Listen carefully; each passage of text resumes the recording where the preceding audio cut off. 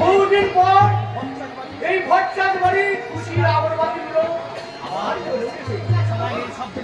থানায়ের শব্দে মুখরিত হবে। আতশবাজি আর চুনি বাড়বে ছটায়। এই ভগবান আলোয় আলোকিত কাকাবাবু চন্দনের কপালের সুতা নিয়ে কিন্তু মনে রাখিস মা, বলুন তোর কাছে তুই বউ, আমার ঠাম্মার কাছে শুধুই আমার মেয়ে নেই। কাকাবাবু ওই সিঁদুরটা যদি কোনদিন বাচ্চাতে পারি, হ্যাঁ আমিও বেটাকে কাকাবাবু যাই ঠাকুর মুঠায় বানিয়ে আলোর দিন দেখি কথায় বলে যেটা হবার সেটাই হয়, শুভ কাজে শুভ কাজে। যা বাবা, কাকাবাবু তো শুভ কাজে দেরি নয় বলে চলে গেল। এদিকে আমার পেটে যে ছুতোয় জল দিচ্ছে তার কি হবে? ও ঠাম্মা, তাড়াতাড়ি খেতে দাও না। তা পাবে না খিদে? সেই ট্রেন থেকে নেমে এতটা রাস্তা নেমেছি, স্টেশনে নেমে দাদার হাতে লাগেজটা ধরে দিয়ে বললাম, দাদা তুই বাড়ি যা, আমি ঠাম্মার কাছে খেয়ে আসছি। ঠাম্মা গো, তাড়াতাড়ি খেতে দাও না। ঠাম্মা, ঠাম্মা ওকে বলে দাও এখানে কোনো বিদেশি খাবার দাবার পাওয়া যায় না। ঠাম্মা তুমি ওকে বলে দাও আমি কোনো বিদেশি খাবার দাবার এখানে খেতে চাইনি।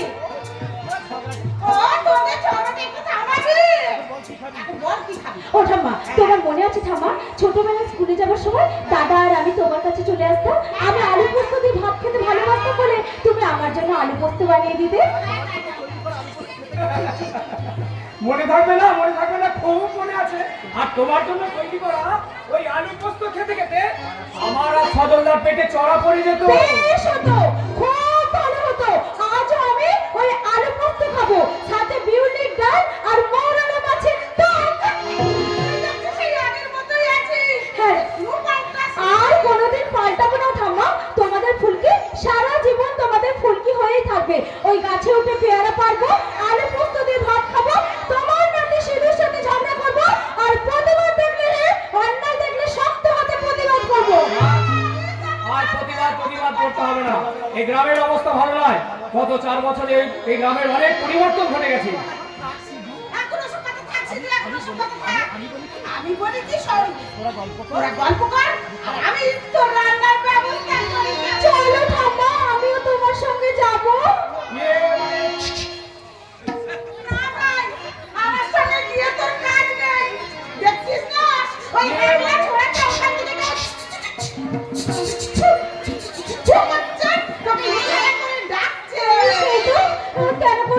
কেন করছে বুঝছিস না? এতক্ষণ ধরে ওই চাঁদের সঙ্গে জড়াজড়ি করছিল, এবার তোকে পেয়ে জড়াজড়ি একটু কম করিস, কারণ ঘরের দরজাটা খোলা আছে। আমাদের জন্য একটা কি কোনো কথাই আমার পিছন রান্না করে যাচ্ছে কেন? আমার কথা কি একটু মনে হয়নি? পরে গো মশাই পরে, আসলে তোমাকে মুরগি করতে আমার না ভীষণ ভালো। আচ্ছা গান কিনে মেয়ের পাল্লা পড়লাম রে বাবা। এই হবু স্বামীকে মুরগি বানাচ্ছে জানো? বাবার উঠতে করছে, আমার আত্মহত্যা করতে ইচ্ছা করছিল। ঠিক আছে বাবা, ঠিক আছে, আমার ভুল হয়ে গেছে, সরি। এবারে হয়েছে তো? এভাবে কেউ সরি বলে না। তাহলে কিভাবে বলে? এই বুঝি তুমি বিদেশ থেকে ঘুরে এলে, জানো না বিদেশিরা কিভাবে সরি বলে? এই নো নো নো নো দুষ্টুমি। তাহলে হয় নাকি? দেখা যখন হয়েছে তখন দুষ্টুমি তো আমি করবই।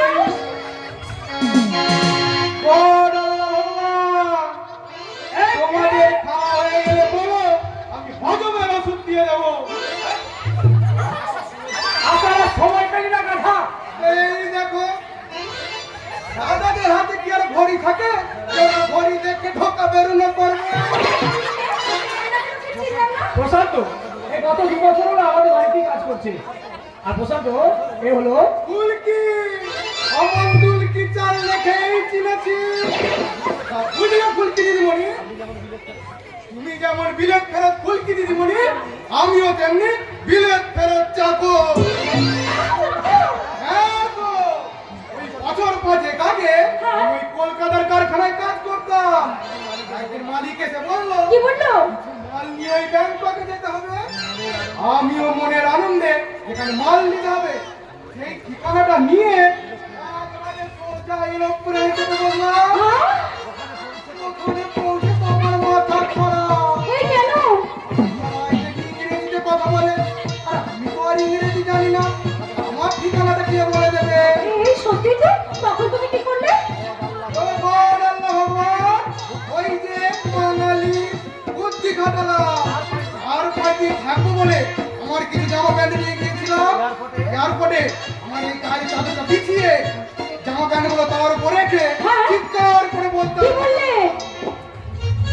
ছেড়ে আমার চলো টাকা ছেড়ে আমার চলো টাকা তখন দেখি একটা লোক দৌড়ে এসে আমার হাতটা খবর করে ধরে বললো এক চোর মারবো হাওড়ার হাত পেয়েছো আমিও তখন মনের আনন্দে লোকটার হাতটা খবর করে ধরে বললাম এই তো বাঙালি পেয়েছি আমার ঠিকানাটা বলে দিন না প্লিজ এবার বুঝতে পারছো আমাকে কিরকম পাগল নিয়ে চলতে হয়? এখনো পুরোটা বোঝেনি তবে আস্তে আস্তে বুঝে যাবে আমি এখন যাই বেশি দেরি হলে আমার ওই রানী রাজমণি ওরাও চলবেটা বলে গালি দেবে ও চলি গো সীতাপুরা ও হ্যাঁ সীতাপুরা এই গায়ের সবাই বলা বলি করছে ওই ফুলকি দিদিমণি নাকি বিদেশ থেকে ফিরে এসে তোমাকে পাত্তাই দেবে না কি বলেছিস হ্যাঁ? কি বললি? এই, শোন, শোন, শোন। ওই গ্রামের লোকজনদের বলে দেয় গাড়ি বাছুরে ভিড় থাকবে না ও দুধ দেয়। আরে কি ফুলকি দিদিমণি দুধও দেবে নাকি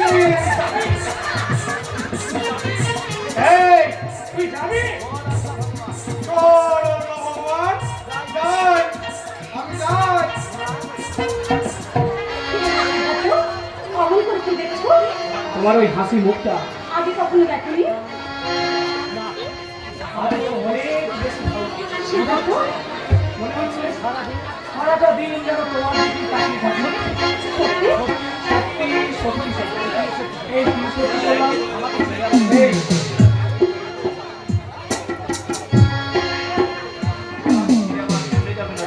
চলে গেলেও তুমি আমাকে যেতে দেবে কেন? তুমি তোমার শক্ত দুটো হাত দিয়ে এমনি করে আমাকে আগলে রাখবে? বলো সিদ্ধার্থ, তুমি আমাকে আগলে রাখতে পারবে না? তোমাকে এইভাবে জড়িয়ে ধরে আমার বুকের সাথে লেপটে রাখবো আর তখন আমার হৃদয় বিরাট তালগুলো ঝনঝন করে বেজে উঠবে। আর সেই সুরে সুর মিলিয়ে আমি কি বলবো জানো? আমার স্বপ্ন তুমি ও গো চিরদিনই সাথী। আমার স্বপ্ন তুমি ও গো চিরদিনই সাথী। তুমি সূর্য ওঠা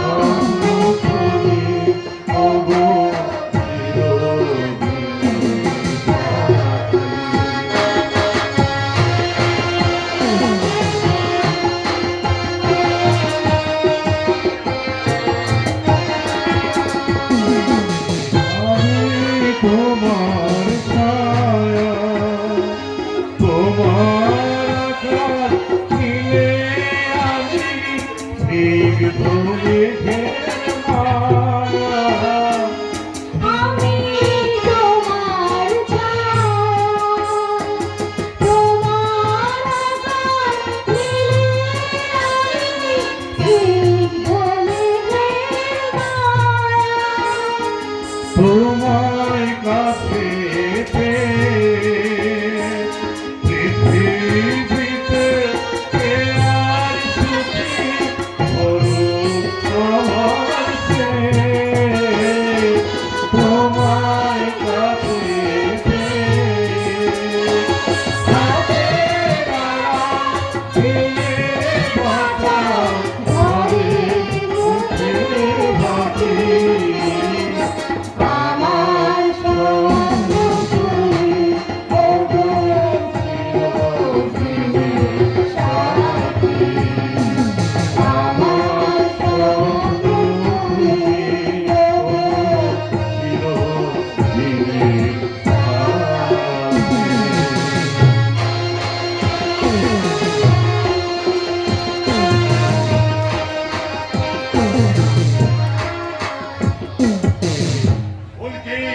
এই ফুলকেই সেদিন গাড়ি করে কারখানা যাওয়ার পথে ওকে দেখলাম।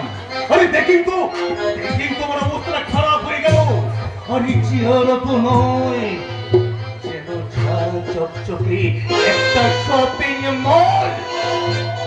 লোভ লালসা কামনা বাসনা দোকানগুলো থরি থরি সাজানো। খালি খালি সাজার তোলো আর দোকান খোলো, আর আর যা ভালো লাগে তা টাকা ছড়িয়ে কিনে নাও।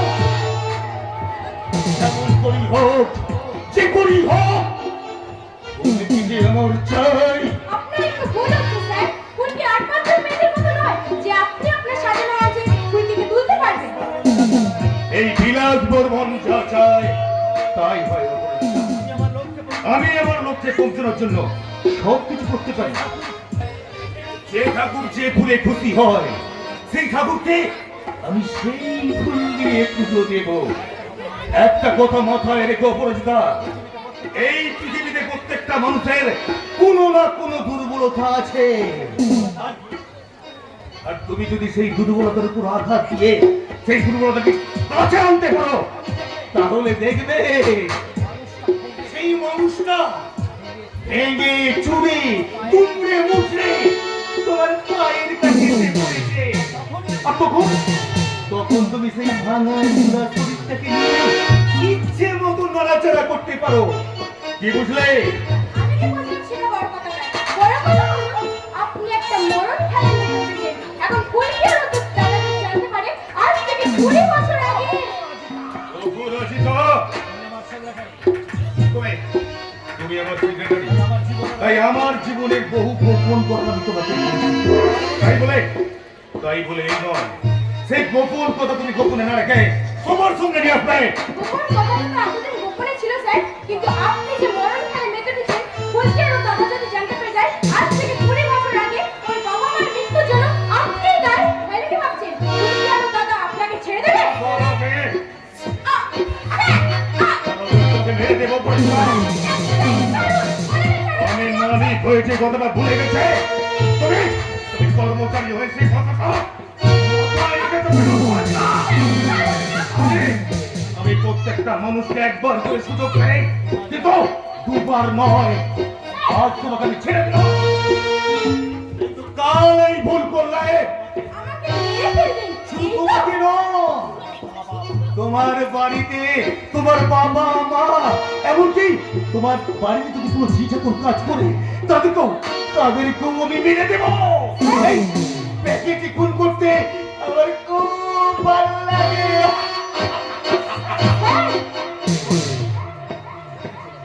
দেখেছো দেখেছো আবার আমার কেমন টেনশন হচ্ছে। এখন আমি কি করি? আরে কোনো গানের লাইনও তো আমার মাথার মধ্যে আসছে না। दुनिया में लोगों को धोखा कभी हो सकता है। आंखों से यारों से दिल हो जाता है। दुनिया में लोगों को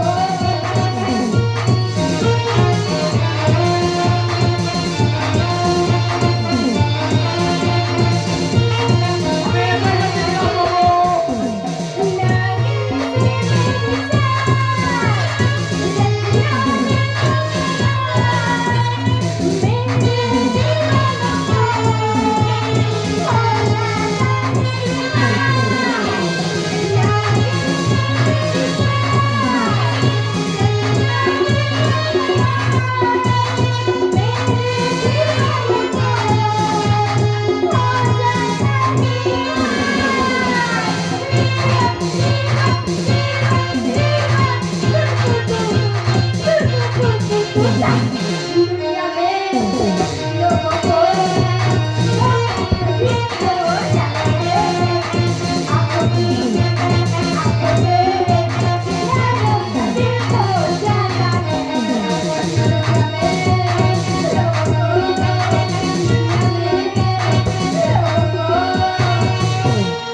আমি এসে গেছি বিলাস বাবু।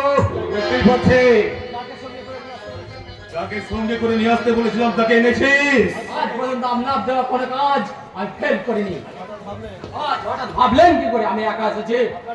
আপনার কথার মতন আমি সজলকে নিয়ে এসেছি। সজল আপনার জন্য বাহিরে অপেক্ষা করছে। সজল বাবু মানে ফুলকির দাদা। হ্যাঁ, এ তো তুমি চমকে উঠলে কেন? যা, তুই ওকে ভেতরে নিয়ে আয়। ঠিক আছে। কিছু বুঝতে পারছি না। তুমি যদি আমার প্ল্যানিং বুঝে যাবে, তাহলে মালিক আর কর্মচারীর মধ্যে কোনো পার্থক্য থাকবে না। আমার ব্রেনটা অনেকটা বিদেশির মতন। কখন কোন দেশ থেকে কোন গ্রামে বন্যার জল আমি ঢুকিয়ে দেব, সেটা আমি ছাড়া কেউ জানে না।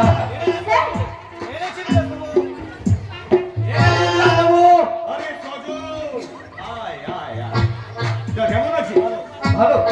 তা বলো তো হঠাৎ আমাকে এখানে ডেকে পাঠালে কেন? তোদের এই বিলাসটাকে তো তোরা ভুলে গেছিস রে। আরে ডেকে না পাঠাতে তো আসছিস না।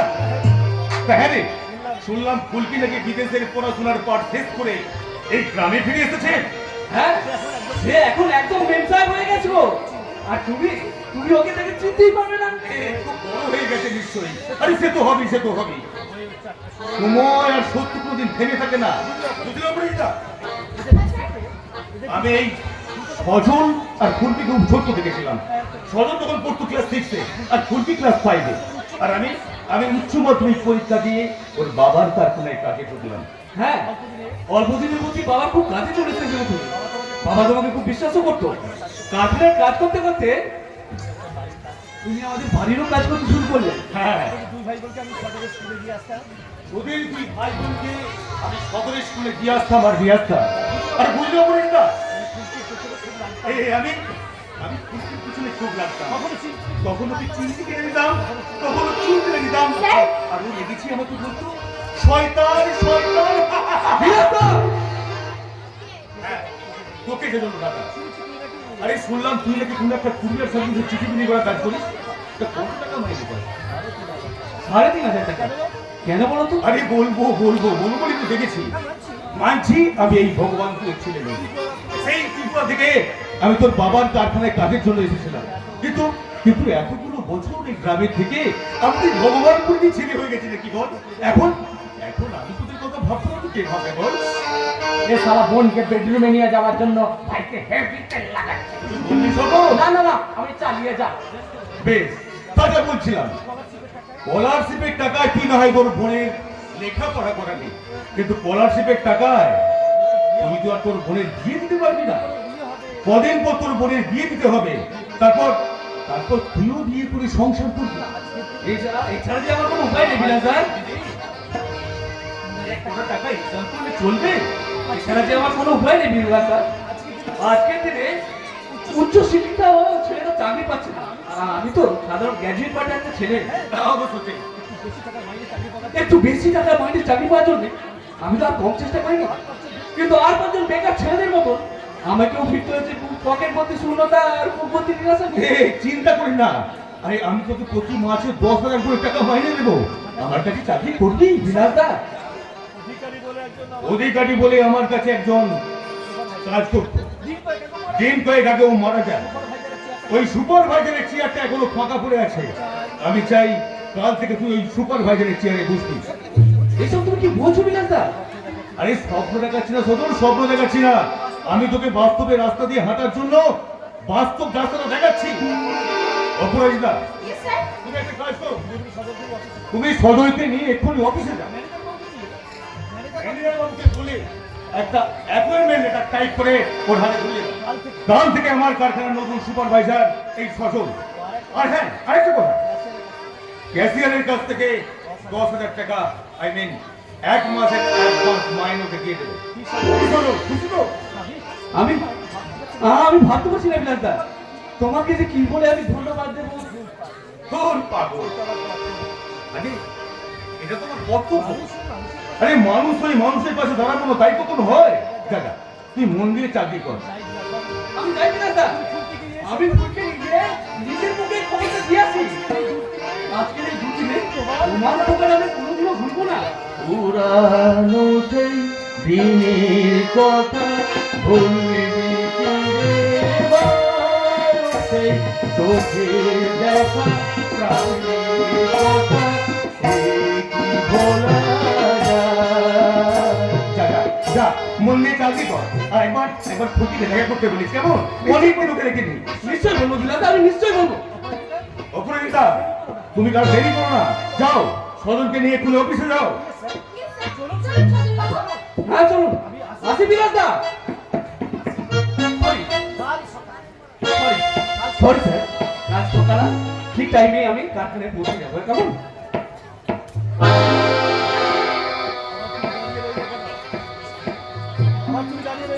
আবার তুমি দাঁড়িয়ে রইলে কেন? যাও।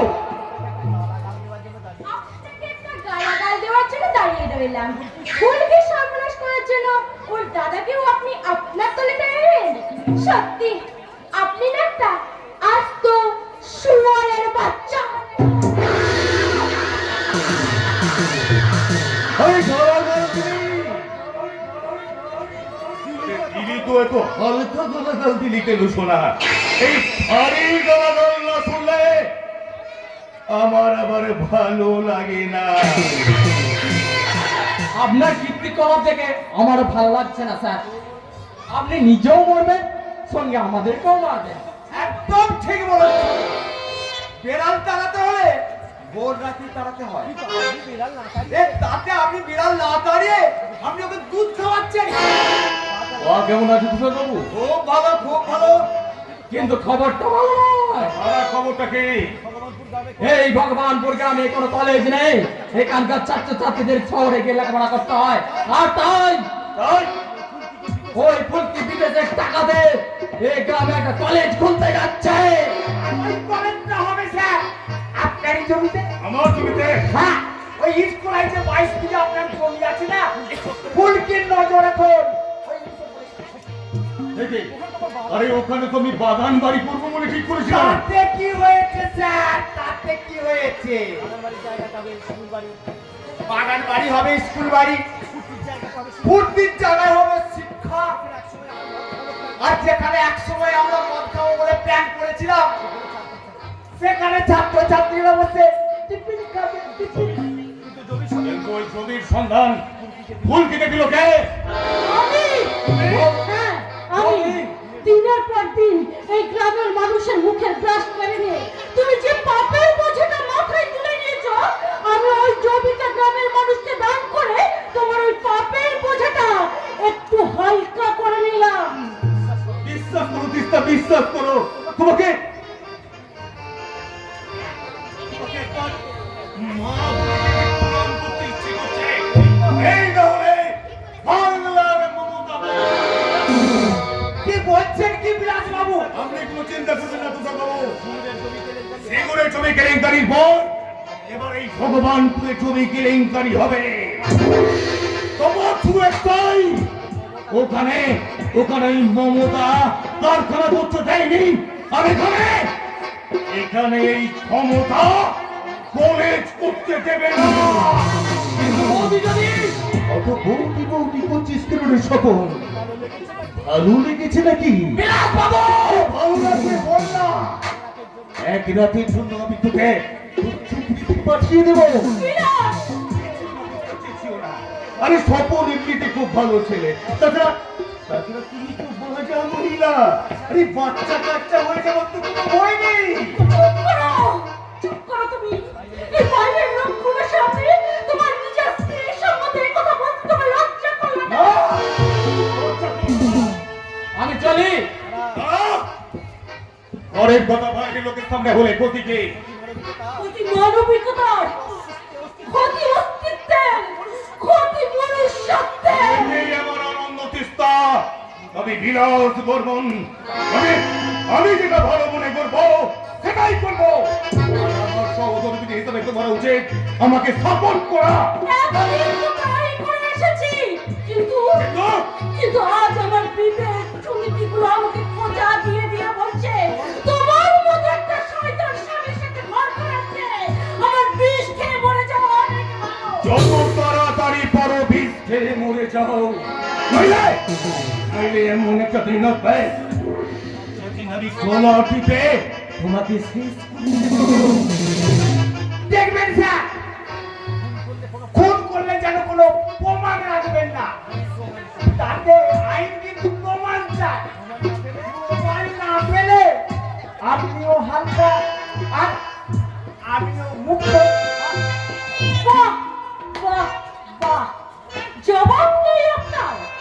আপনি না শপথ বাক্য পাঠ করে এই পোশাকটা পরে সাধারণ মানুষের পাশে দাঁড়ানোর জন্য চাকরিটা নিয়েছিলেন। বৌদি থামুন! আপনার ওই অপবিত্র মুখে বৌদি শোনাটাও মহাপাপ। নীতি, আদর্শ, কর্তব্য এগুলো বিক্রি করতে করতে আপনারা নরকের চেয়েও নিচে নেমে গেছেন। চরিত্রহীনতার কালো কাপড় দিয়ে আপনারা মুখটা ঢেকে ফেলেছেন। চরিত্র নিয়ে কোনো কথা বলবেন না বৌদি। আমার এই চরিত্রটা এখন সাবান দিয়ে ভালো করে ওয়াশ করা আছে। চুপ করুন! আপনার চরিত্র সম্বন্ধে আমার আর জানতে বাকি নেই। যে সমস্ত মেয়েরা পেটের খিদে নিবারণ করার জন্য এই শরীরটাকে বিক্রি করে, আপনারা তাদেরকে দিনের বেলায় গালাগাল দিয়ে বলেন বেশ্যা। আর রাতের অন্ধকারে তাদেরই ঘরে গিয়ে তাদের শরীরটাকে নিয়ে ফুটফুট করে ভোরবেলা বেরিয়ে আসার সময় তাদের কাছ থেকে বাজারের টাকাটা হাত পেতে ভিক্ষে চেয়ে নিয়ে আসে। বৌদি পুলিশের পোশাক পরা একটা সরকারি ভিখারি আপনি। এটা কি হচ্ছে বিলাস বাবু? উনি আপনার সামনে আমাকে অপমান করছে আর আপনি দাঁড়িয়ে দেখছেন। এরপর থেকে বৌদি বাড়িতে না থাকলে তখনই ডাকবেন।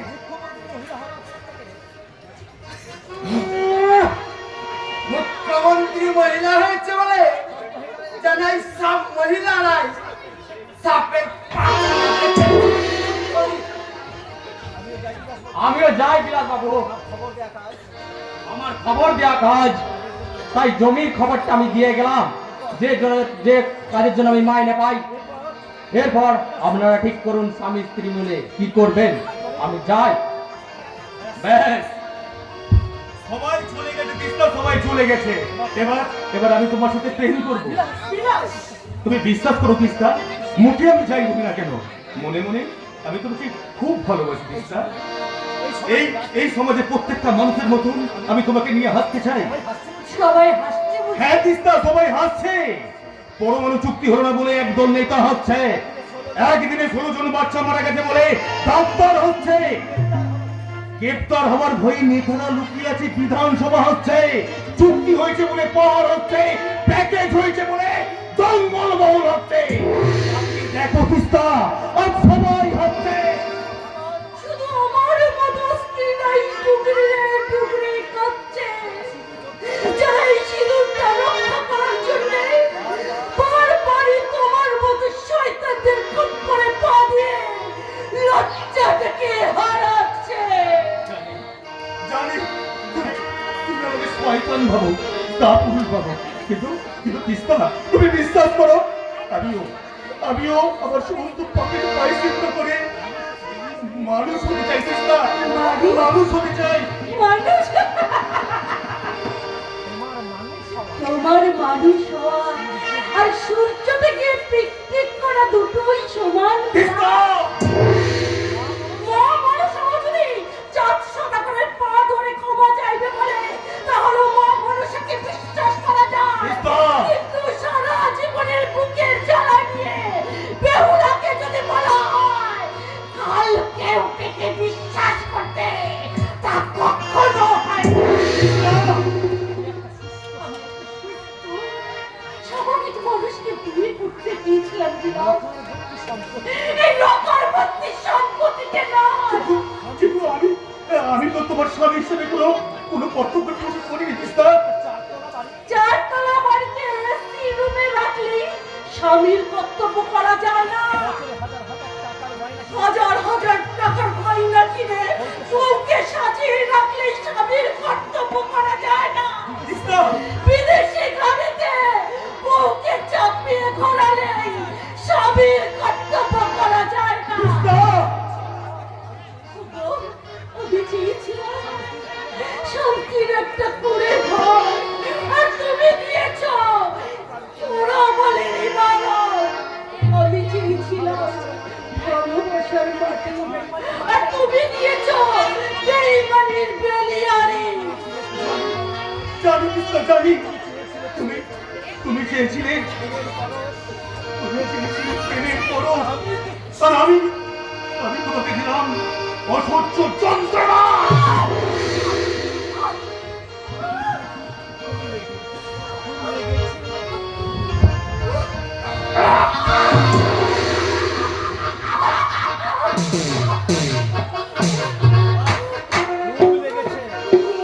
লেগেছে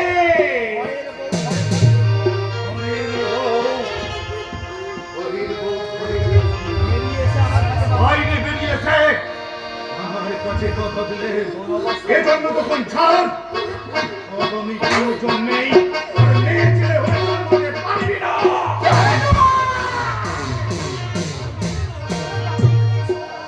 আমি নাম ধরে ডাকতে নেই শোনা, এ আমার বড়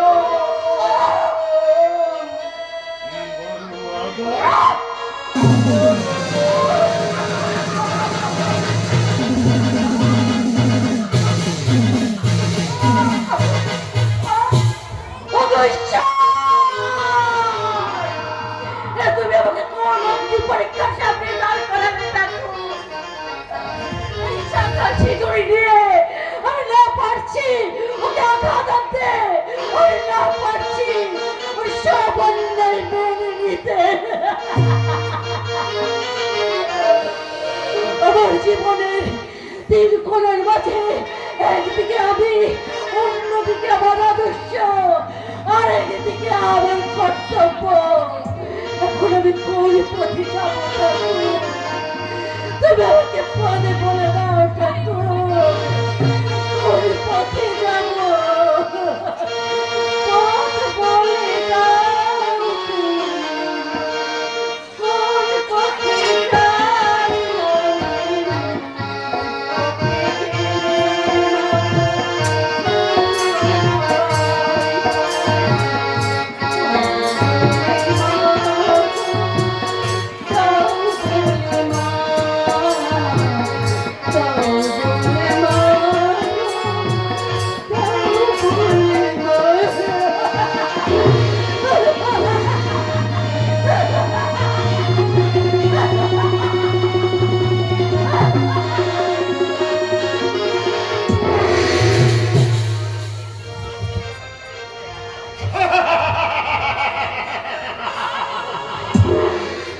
মানুষ এক সময় মন মানুষ ছিল, বলেই বাজারে ঘুরে বেড়াতো, যা পেত তাই খেত, সভ্যতা ছিল না ওদের মধ্যে।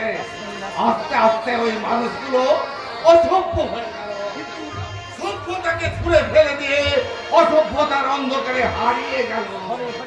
ঘরে ঘরে শুরু হয়েছে অসহায় নারীদের আত্মনাশ। তাই তো তাপসী মালিকের মা, রিজুয়ানের বাবা তারা চিৎকার করে বলছে, তোমরা তোমরা আমাদের বাঁচাও, তোমরা আমাদের বাঁচাও। ফিরিয়ে দাও মনের শান্তি, ফিরিয়ে দাও প্রাণ, ফিরিয়ে দাও জমির ফসল, ফিরিয়ে দাও ফিরিয়ে দাও মনের শান্তি, ফিরিয়ে দাও প্রাণ, ফিরিয়ে দাও জমির ফসল, ফিরিয়ে দাও ফিরিয়ে দাও মনের শান্তি, ফিরিয়ে দাও প্রাণ, ফিরিয়ে দাও জমির ফসল,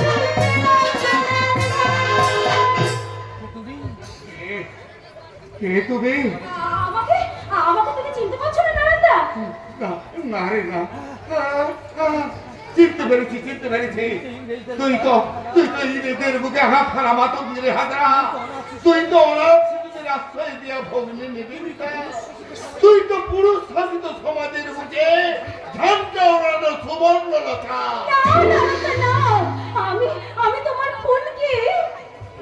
হ্যাঁ নারায়ণদা, হ্যাঁ তোমার মনে পড়ে নারায়ণদা, ছোট্টবেলায় আমাকে তুমি কোলে নিয়ে ওই নদীর চরে ঘুরতে যেতে, তুমি আমাকে কত চকলেট কিনে দিতে, তোমার মনে পড়ে নারায়ণদা? না না না, আমার কিচ্ছু মনে পড়ে না। মনে করার চেষ্টা করলে আমার মাথায় অসহ্য যন্ত্রণা। নারায়ণদা তোমার এই অবস্থা কে করলো নারায়ণদা? ওই বিলাস বর্মন। বিলাসদা? হ্যাঁ বলছি, ওই বিলাস বর্মনের দুরূহ ওই কাজের জন্য এই নারায়ণদা প্রতিবাদ করতে গিয়েছিল, আর ওই বিলাসবাদ লোকেরা ওর বউকে মেরে ওকে পাগল করে দিয়েছে। কিন্তু এত বড় একটা অন্যায় করার পরে ওই বিলাসদার কোনো শাস্তি হলো না কেন? কে দেবে শাস্তি?